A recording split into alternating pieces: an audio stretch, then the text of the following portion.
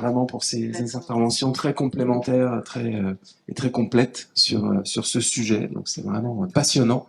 Et donc il nous reste 20 minutes pour un échange avec nos conférenciers. Si vous avez des questions, on va le faire à l'ancienne, parce Ouais, on qu'on va n'a le faire à pas très bien l'ancienne. compris comment ça marchait la tablette. Faire passer le micro. Oui, moi j'avais une question, c'est quand on a des propriétaires donc qui viennent et eux présentent des lésions, le dermato envoie et il lui dit bah voilà on vient avec notre animal parce que on a. Donc savoir quand on n'a pas du tout de lésions visibles, on part sur quoi, on va prélever, faire des cultures de tout, enfin on traite l'animal direct, enfin voilà, est-ce que ça arrive quand même fréquemment? Oui, alors, je crois que c'est un cas en effet fréquent. Je pense qu'il est important, dans un premier temps, de faire déjà un examen en lampe de Wood et de faire une culture. Et on n'a pas eu le temps de parler de la culture, mais une culture avec moquette, sur moquette, et l'envoyer dans un laboratoire vétérinaire. Voilà. Il est important, en ce qui concerne sa moquette, il faut passer du temps à faire ce brossage. C'est pas, je passe un petit peu, non, on passe du temps. Toutes les parties doivent être, on va dire, moquettées. Juste en complément, là, c'est le mot du laboratoire. Faut pas être surpris, la plupart du temps, dans la moitié des cas, même plus que la moitié des cas, la culture, elle revient négative.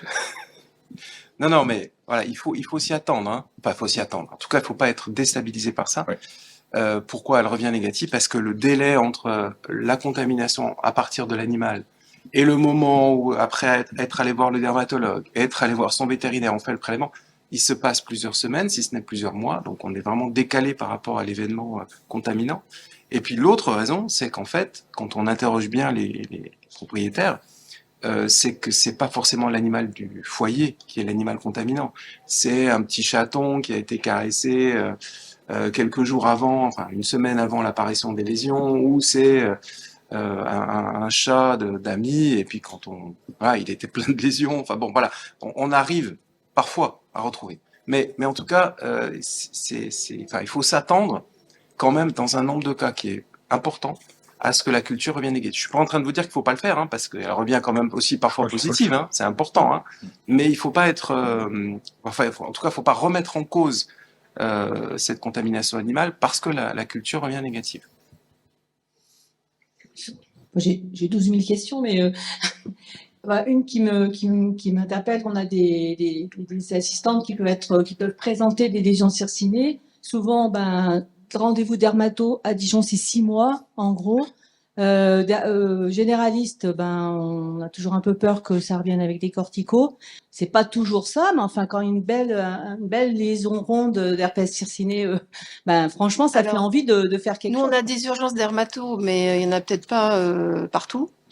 Et c'est vrai les urgences dermato, souvent, c'est pas assez urgent pour vous prendre. Nous, on est sympa. Non, mais non, mais c'est vrai. Mais c'est vrai que nous, on récupère énormément de dermatophysie par les urgences parce que effectivement, le médecin souvent donne des corticoïdes, ça s'aggrave. Après, on leur lance pas la pierre, hein, c'est vrai que c'est pas évident. Et que dans les labos de ville, pour l'homme en tout cas, le prélèvement est pas compliqué à faire, mais il faut juste prélever au bon endroit. Et donc, quelquefois, les prélèvements reviennent négatifs. Si vous frottez bien sur les bords des lésions, en fait, il faut prélever aux bons endroits, avec des écouvillons, avec des milieux de transport. Nous, on fait quand même pas mal de prélèvements comme ça. On avait fait une comparaison écouvillon grattage. Bon, l'écouvillon ne nous permet pas de faire un examen direct, mais par contre, la culture va pousser. Après, il faut que ce soit un labo derrière qui soit... Milieu de transport. Ouais, c'est les ISWAB à bouchon rouge. L'affirmation du laboratoire, est-ce qu'elle est aussi importante que ça, indispensable que ça? Voilà, c'est juste... c'est pareil. Hein, oui, c'est-à-dire que quand vous avez une petite assistante, effectivement, qui a une lésion circinée qui apparaît après manipulation d'animaux, à ce moment-là, il faut l'envoyer chez le médecin et elle rapporte qu'elle travaille dans une animalerie qui a des teignes. Voilà, et à ce moment-là, le médecin saura qu'il vaut mieux appliquer des imidazolés. Ça fera moins de dégâts que de mettre au hasard des corticoïdes. Mais bon. Oui, je pense que c'est l'angle de gestion en tout cas le plus rapide. Oui, bonjour tout le monde. Donc super présentation sur les dermatophysies. Petite question, c'est un cas que j'ai eu personnellement, c'était excusez-moi l'expression, mais un gros cas de merde. Une dame qui débarque en trombe dans ma consultation avec 5 chats, qui présentent des lésions circinées effectivement au niveau de la poitrine et qui me bugle que son dermato lui a ordonné de venir avec ses chats et qu'il fallait absolument donner des traitements. Donc bien sûr, les chats n'avaient aucune lésion après examen clinique. J'ai tenté de lui faire comprendre qu'effectivement, il fallait passer par la lampe de Wood, faire des cultures, etc. Refus catégorique de la propriétaire de faire des examens quels qu'ils soient. Elle voulait absolument un traitement. Bien sûr, je lui dis non. Hein. Bien sûr, elle m'a traité de tous les noms et sorti en trombe avec ses 5 chats. Mais ma question de ce petit cas vraiment très pourri et très atypique, c'est est-ce qu'il n'est pas impossible de donner par exemple un shampoing antifongique un petit peu basique, histoire de faire entre guillemets quelque chose et de contenter madame. Voilà, c'est très naïf comme question, mais voilà. C'est une bonne question, ça permet de parler des traitements un peu locaux. Déjà sur le plan AMM, il n'y a pas grand-chose. Au point de vue shampoing, il y a simplement l'association chlorhexidine miconazole, en gros le Malaceb, mais dans la prescription, il y a association à la griséphiline. D'accord? Donc là, et il n'y a pas, à ma connaissance, les shampoings à base de chlorhexidine seule ou à base de PVP iodé ne peuvent pas être utilisés, ne sont pas efficaces. Donc voilà. Hein. Jacques, Ah, il y a peut-être. l'Imaveral aussi quand même. Hein. Oui, bien sûr, et l'Imaveral, voilà, bien sûr, oui, ok. Mais on parlait des shampoings, quoi. Oui, Hein. oui. Ok. Ouais, soins locaux. Il y a absolument quelque chose, mais je lui ai dit qu'en absence d'examen, Ouais. Alors on n'est pas là pour envisager le traitement dans les chatteries, qui en effet c'est problématique parce que il y a un coût, c'est compliqué, il faut séparer les animaux, tout ça, c'est un véritable casse-tête. Moi j'ai deux questions. Pourquoi le problème de l'introduction des animaux, lagomorphes, petits rongeurs en collectivité infantile et crèche, il y en a beaucoup, avec, à ma connaissance, aucune formation et aucune information, hein, médiation animale, c'est pareil, toutes les collectivités, tout à fait. Et là, bon, il y a vraiment un grand vide, je dirais, d'information, d'éducation, voire même un vide, pour moi, un vide juridique un petit peu. Je sais qu'en Italie, par exemple, il est formellement interdit d'avoir des animaux pour l'éveil des enfants, etc. Et je trouve que c'est un manque. Je sais pas ce que tu en penses, Jacques. C'est un réel problème. Hein, donc, pour moi, c'est un réel problème, notamment, les instituteurs sont tout à fait de bonne foi, et c'est tout à fait normal, ils ont envie, et voilà. Et bon, quand vous montrez ces jolis cas avec les rats, et puis là, moi, je suis très, en plus, je connaissais un peu Trichophyton Ben Amiae, et en préparant l'exposé, je me suis dit, mais vraiment, t'as pris des risques. Et comme vous l'avez justement dit, j'ai regardé ma collection de photos de cobayes qui étaient Microsporum canis, et en fait, ils étaient bien Ben Amiae. Et surtout, en fait, ces teignes sur le plan clinique chez le cobaye sont probablement, il y a un portage, de très peu inflammatoire. Et on peut très bien avoir des lésions érythémateuses sans pour autant avoir un aspect très inflammatoire. Donc je crois que c'est un message aussi à faire passer. J'ai une autre question concernant c'est vrai, j'étais intéressé par tout l'exposé, notamment les problèmes de résistance à la terbinafine. Que penser du fongigramme comment dirais-je, pour le vétérinaire? Est-ce que le fongigramme peut être aisé? Est-ce qu'il a un intérêt? Dans quel cas il peut avoir un intérêt? Alors, jusqu'à présent, c'est vrai qu'on s'est pas trop préoccupé. C'est bon, vous m'entendez bien? Oui, voilà. On s'est pas trop préoccupé de cette problématique de résistance aux antifongiques pour les dermatophytes. Mais je pense que les choses doivent changer parce qu'on a quand même un certain nombre de signaux d'alerte provenant de la médecine humaine, donc comme l'a évoqué Françoise, avec ce fameux cette variété de Trichophyton matagrophytes là qui pose d'énormes problèmes actuellement, hein. Ce que je dois dire, c'est qu'on commence à regarder un peu s'il y en a aussi chez les animaux. Donc là, on a fait une étude en collaboration avec la Pitié-Salpêtrière sur 400 souches de Trichophyton matagrophytes recueillies en 2020 et 2021 à Nantes, et on n'a pas retrouvé le fameux indotiné. On l'a pas retrouvé. Voilà. Et on continue à regarder si on peut le voir. Il y a aussi des enquêtes sur la résistance, alors des enquêtes où on récupère des souches chez l'homme, aussi chez l'animal, et on fait directement des tests pour voir s'il y a des souches de Trichophyton matagrophytes qui sont résistantes aux antifongiques. Pour l'instant, c'est en cours. Pour l'instant, on n'a pas trouvé le moindre début de résistance. Voilà. Mais je pense qu'il faut être extrêmement vigilant. Il faut mettre en place. Ça commence à se faire pour Trichophyton matagrophytes. Je pense qu'il faut le faire aussi pour Microsporum canis. Ponctuellement, dans la littérature, il y a des cas de résistance de Microsporum canis avec des échecs thérapeutiques avérés et prouvés chez l'animal. Très peu, mais ça a été publié ces dernières années.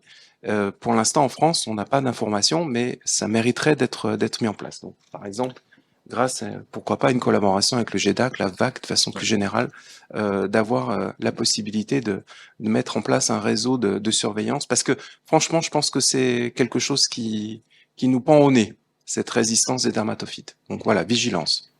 D'où l'intérêt, effectivement, des antifongigrammes. Okay. J'ai une autre question pour vous. Quel est l'intérêt d'avoir sur le marché, ou quelles sont les indications des topiques contenant des corticoïdes, des antifongiques?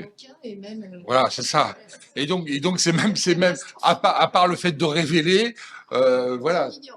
Oui, voilà. Donc à la limite, on se pose la question. Il faudrait peut-être même avoir une interdiction, quoi. Je trouve que c'est quand même important. Alors en Hein? France, il n'y en a pas énormément quand même, Oui. il en existe quand même, mais par contre, dans d'autres pays, il y en a énormément. Oui, et c'est ça, avec, voilà. Okay.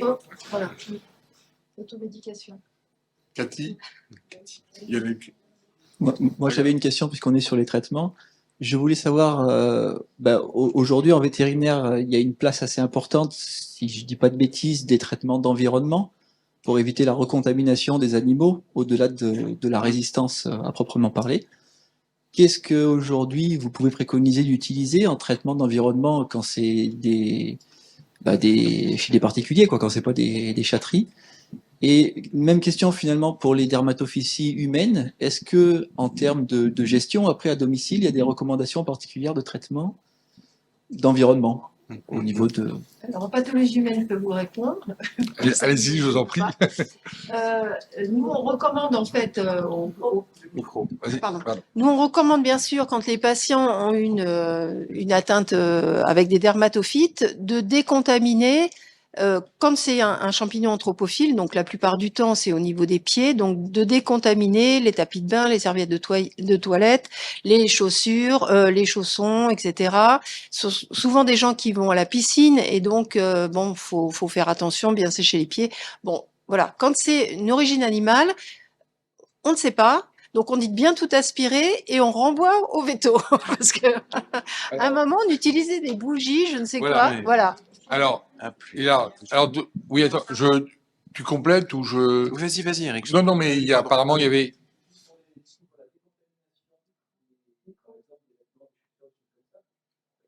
Ah oui. Qu'est-ce qu'il utilisait? Lavage à 60 degrés quand on peut. Voilà, c'est tout. Et alors, c'est vrai que quand c'est des petits chats, c'est compliqué parce que c'est des poils partout. Donc, c'est vrai. Oui, donc, ouais, le chat qui perd ses poils, c'est là. Oui, surtout qu'il y a une persistance des spores dans le milieu extérieur très très longtemps. Il y a des études qui vont jusqu'à 18 mois, hein, je crois, c'est ça. Oui. Donc, plus. alors autrefois, déjà, je crois qu'il faut être méthodique. Il faut pas hésiter à le faire. Il faut être méthodique, donc nettoyage mécanique, etc. Autrefois, il faut déjà bien repérer tous les endroits où le chat ou les animaux vont. C'est important parce que quelquefois ils vont dans des endroits, on oublie un endroit et puis il va se recontaminer, etc. Donc il faut bien faire cet inventaire. un nettoyage mécanique. Autrefois, on avait ces bougies à base d'éniconazole qui étaient intéressantes, qui étaient utilisées pour le traitement des couvroirs. Ils sont plus disponibles. L'eau de javel est, comment dirais-je, est possible. Je crois que c'est une eau de javel à 10%, Ouais, c'est ouais, ça, ouais. hein, c'est certainement peut-être ce qu'il y a de mieux. Sinon, on peut toujours utiliser l'énilconazole. Hein. Moi, je trouve que l'eau de javel est une solution, on va dire, avec un bénéfice. Par contre, il faut le refaire, je crois, régulièrement. Et c'est pas simple. Et c'est vrai que quand on a un élevage, on a un élevage de chats avec il faut que l'éleveur comprenne bien qu'il va falloir arrêter un peu l'élevage, hein, quoi, hein, pendant quelques temps, parce que sinon, et ça, le message, je le sais comme toi, c'est pas si simple que ça.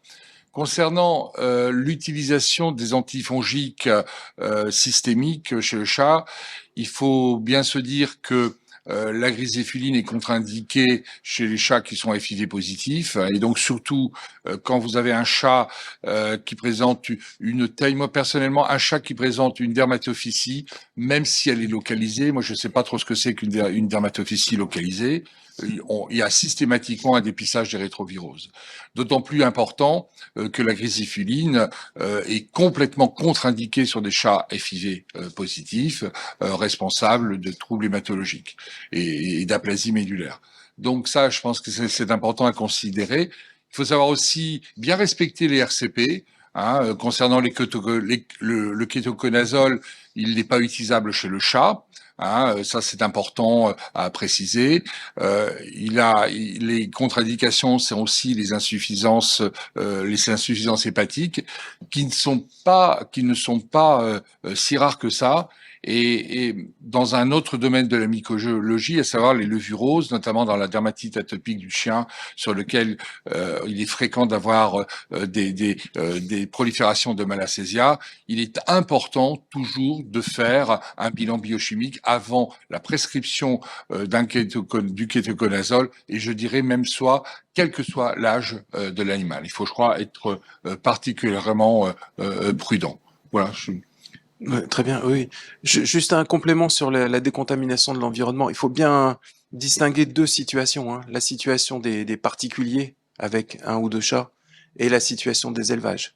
Et je pense qu'il faut un peu, alors sans trop, mais un peu dédramatiser quand même la situation dans le cas du particulier. Oui.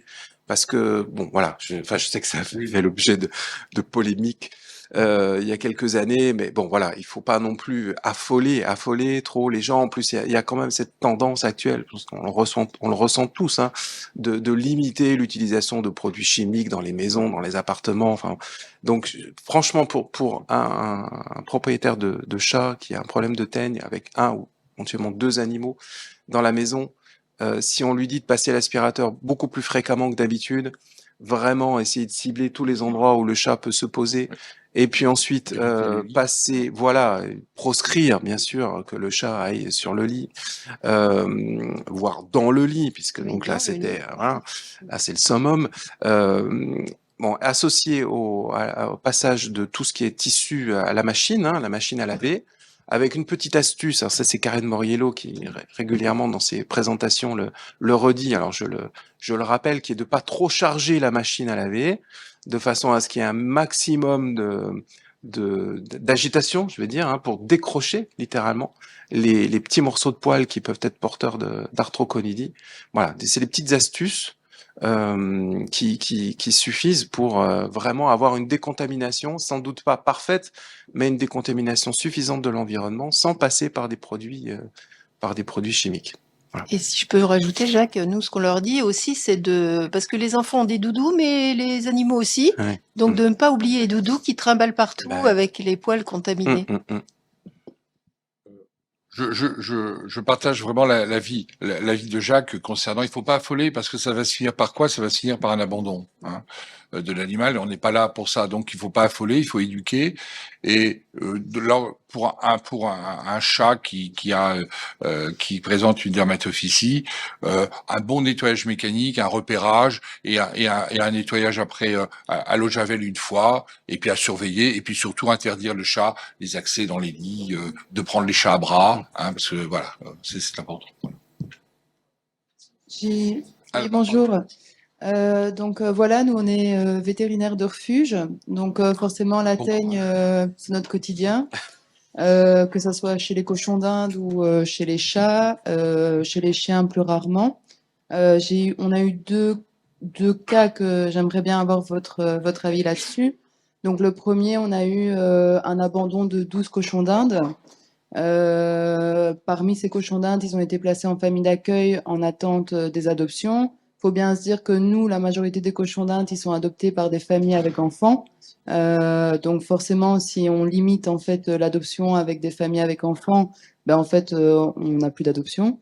Forcément, dans cette fratrie de cochons d'Inde, il y a une famille d'accueil où la dame est arrivée un jour avec des lésions partout au niveau du cou et au niveau de la tête. Les cochons d'Inde ne présentaient aucune lésion. Qu'est-ce qu'on fait en fait dans cette situation-là? Parce que ces cochons d'Inde-là, concrètement, ils sont porteurs asymptomatiques. La dame est contaminée. Est-ce qu'elle peut reprendre des cochons d'Inde après, oui ou non? Parce que l'environnement, il est aussi, c'est une de nos meilleures familles d'accueil cochons d'Inde, hein, il faut se dire. Et en plus, ces cochons d'Inde, qu'est-ce qu'on en fait?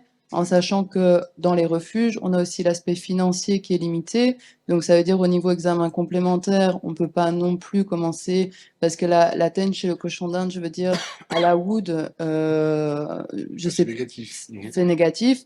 Donc, si on veut faire des examens plus poussés, parce qu'elle avait un chat aussi pour savoir si c'était les cochons d'Inde ou le chat qui avait, enfin voilà, fait le problème. En fait, qu'est-ce que vous nous conseillez dans cette situation-là? Est-ce que concrètement, je sais qu'on n'aime pas parler d'euthanasie, mais c'est quand même la réalité dans les refuges et dans les fourrières. Est-ce qu'il y a vraiment un risque à replacer ces cochons d'Inde? Est-ce qu'il faut euthanasier ces cochons d'Inde parce qu'ils représentent un risque pour le refuge au niveau sanitaire et pour les familles d'accueil et pour les adoptants après? Donc ça, c'est le premier cas. Et puis la deuxième chose, forcément chez les chats, nous on a des chats qui arrivent toutes les semaines avec de la teigne, hein, pendant les périodes de teigne plus intenses. Quand on a des cas qui sont vraiment avec FIV positif et autres, qui représentent un risque sanitaire aussi pour l'association. Et puis on a aussi beaucoup de chatons qui arrivent en bas âge, qui sont remplis de teigne. Au niveau des traitements, je veux dire, c'est quand même très agressif, je pense, au niveau de donner pendant plusieurs semaines à ces chatons des traitements antifongiques. Qu'est-ce que vous conseillez au niveau du management en refuge par rapport à ça, par rapport à la teigne? Merci de la question. On va essayer avec Jacques d'y répondre tous ensemble. Voilà. On arrête tout. Allez, merci, au revoir. Bon. Alors, bon, bouge-toi, je vais commencer du coup. Pas simple, je comprends la difficulté. En ce qui concerne les cobayes, il faut les traiter de façon individuelle. Je pense qu'il faut pas, si ils sont pas traités avant, avec culture, c'est important. Hein, donc évidemment, il y a un coût. Hein, tout ça, c'est important à considérer, mais il faut les traiter, ces cochons d'Inde. Hein. Localement, enfin disons entopique, et également aussi sur le plan et aussi sur le plan systémique. Hein, ok. Décontamination. Je crois que les cobayes, il faut les séparer.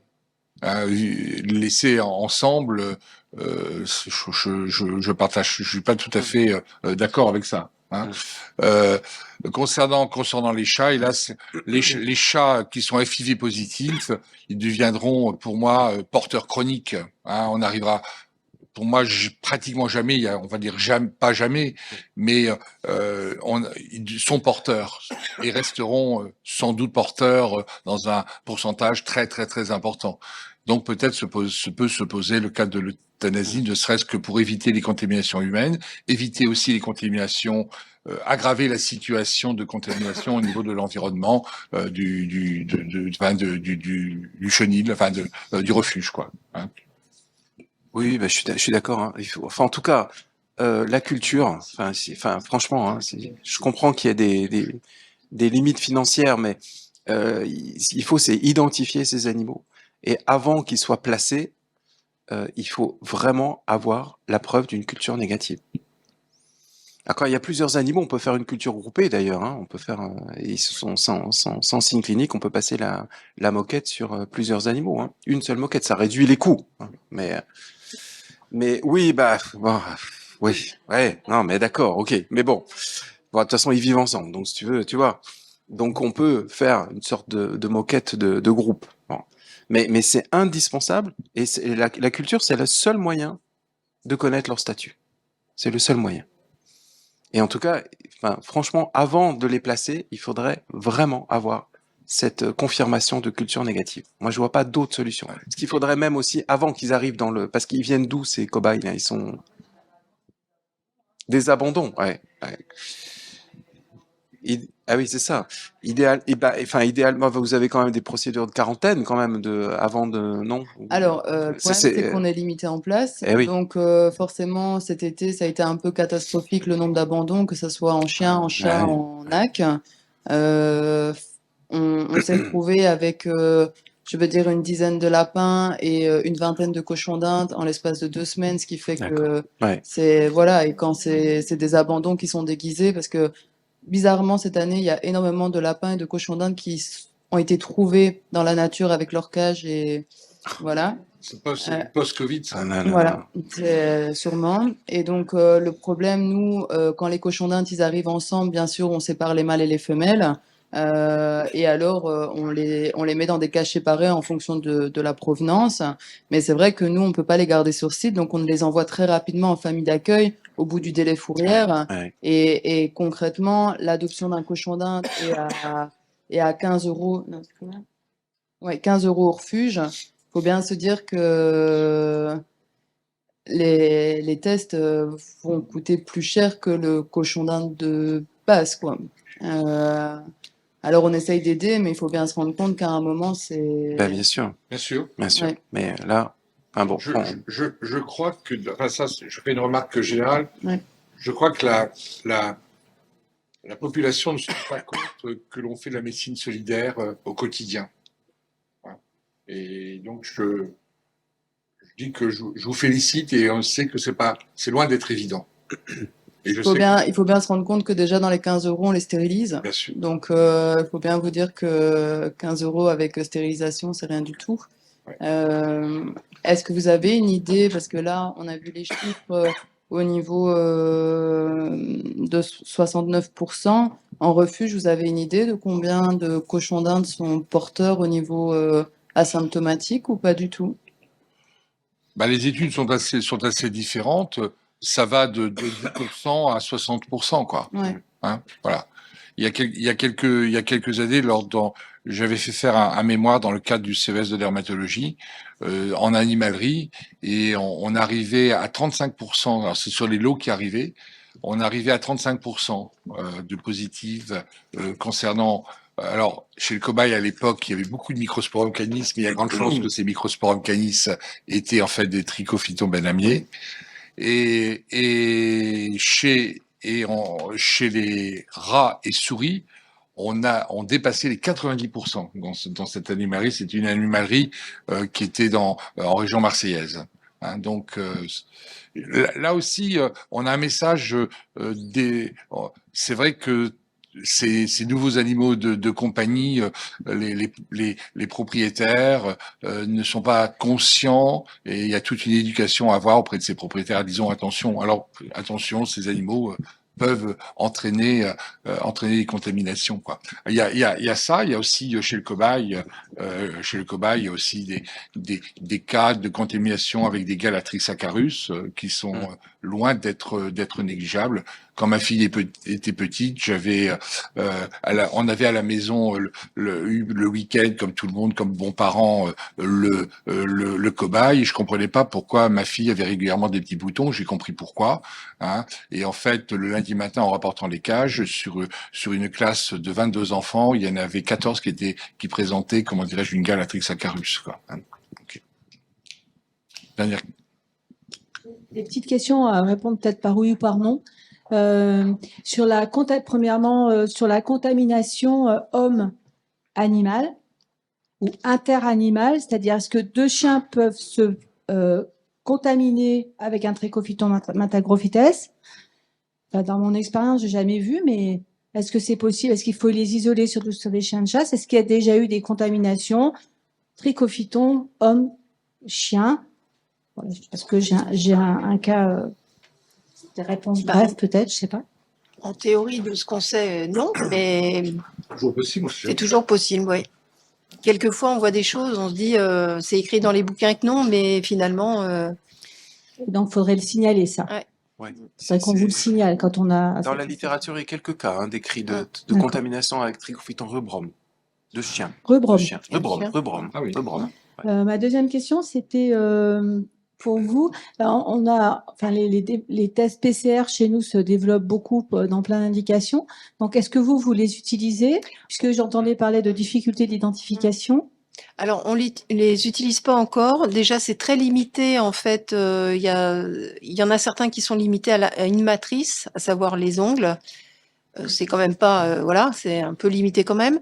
Et puis, les tests PCR, en fait, ça prend quand même du temps. Alors, il y a peut-être des tests lampes PCR qui vont être lancés. Je sais pas ce que vous avez en Sinon, c'est non. les PCR simples. Enfin, Alors, les PCR PCR, classiques. en fait, le problème de l'hôpital, de la ville, je sais pas, parce que finalement, en ville, ils ont plus de moyens que nous à l'hôpital, mais à l'hôpital, les PCR, ça prend beaucoup de temps.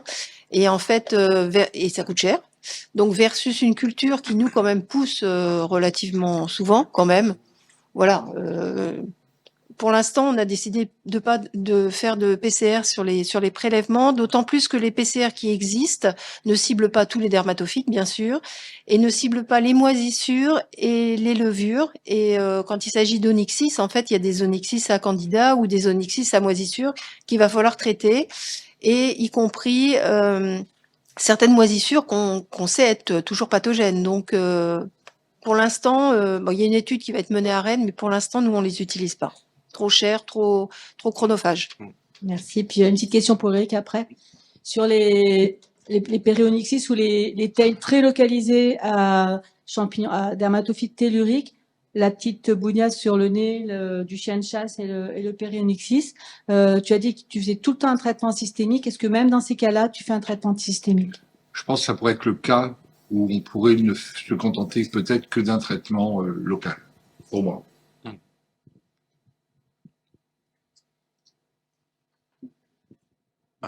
Toute dernière. Dernière, oui. Oui, c'est bon, merci d'avance.